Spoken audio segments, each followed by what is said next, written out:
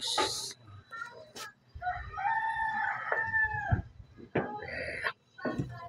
karon guys, so siyempre guys, so magbulit ta sa atong atop guys. So magbulit ta sa atop kay nagtuo man ang ilam guys. So magbulit ta.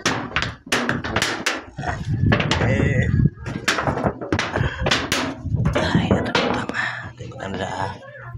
May kahoga. Kahoga ni ka. Da.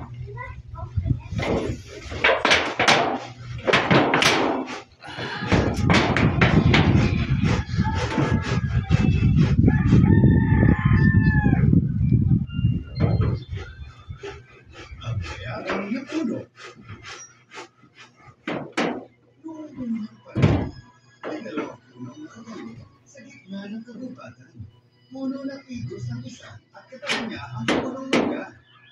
Bumait at napakamasayahin ang punong mangga. Tuwing naglagas, dumadapo ang mga ibon para kumain ng bunga. Sa mga sana niya kumakain ng pugat ang mga maya. Inaawitan naman siya ng mga golondrina. Lungkot na sila tanggap ng punong mangga ang mga ibon at kumakanta ang kasama nila. Napakamapagbigay niya puno. Ibibigay siya sa mga nagaraan doon at nananatiling matatag kapag dumaraan ang malakas na hangin.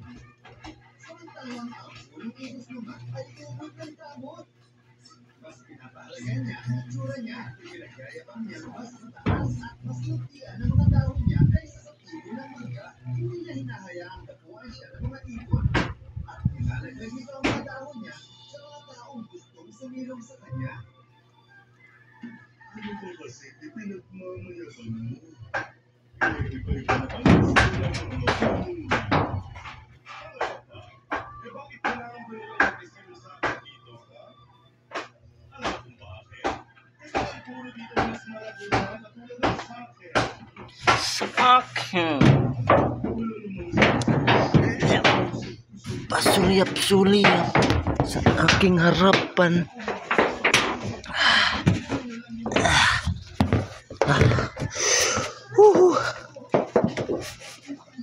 Guys, so ato gini siyang tap-tapan ni guys kay para dila niya mutuo na iba. Mutuo.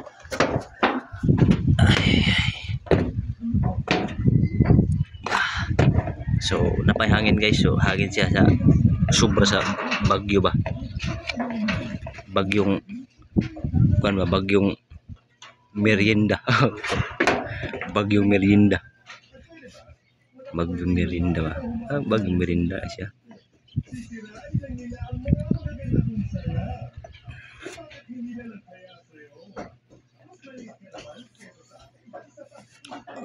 Alright.